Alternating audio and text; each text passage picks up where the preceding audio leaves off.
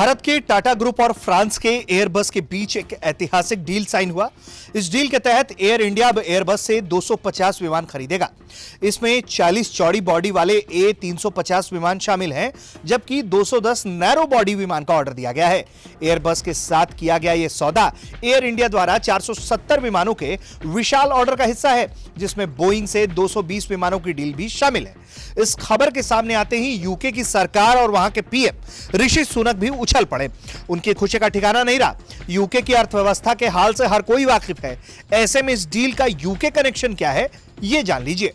नए विमानों का निर्माण प्रक्रिया का एक महत्वपूर्ण हिस्सा यूके में होने की उम्मीद है। विंग्स को फिल्टन में डिजाइन किया जाएगा और ब्रॉटन में असेंबल किया जाएगा, जिससे वेल्स में अतिरिक्त 450 निर्माण नौकरियां और 100 मिलियन पाउंड से अधिक निवेश आने की उम्मीद है।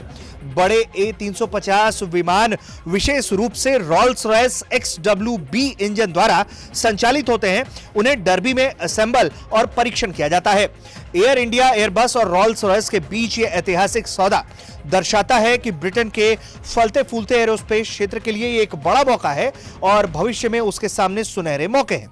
इस मौके पर ब्रिटेन के पीएम ऋषि सुनक का बयान सामने आया है। उन्होंने कहा कि डर्बी से वेल्स तक विनिर्माण केंद्रों में बेहतर वेतन वाली नौकरियां और नए अवसर ये पैदा करेगा। इसलिए हम अर्थव्यवस्था को विकसित कर सकते हैं और अपने एजेंडे को बड़े स्तर तक बढ़ा सकते हैं। ये समझौते देश के लिए मेरी 5 प्राथमिकताओं को पूरा करने में मदद करेंगे। यूके पहले से ही एक टॉप निवेश का डेस्टिनेशन है और भारत जैसी बढ़ती आर्थिक शक्तियों के साथ व्यापार संबंध बनाकर हम ये सुनिश्चित करेंगे कि यूके के व्यवसाय वैश्विक विकास और नवाचार में सबसे आगे रहे।